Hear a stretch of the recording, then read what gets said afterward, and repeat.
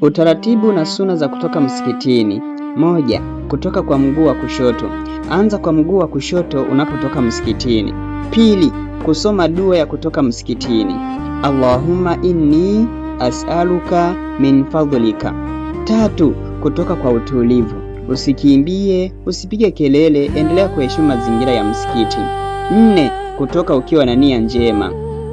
Endelea kuwa na nia njema, kufanya dhikri, dhamiria kufanya mema hata ukiwa nje ya msikiti.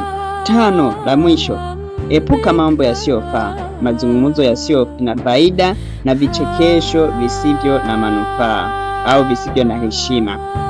Kila hatua yako iwe na baraka.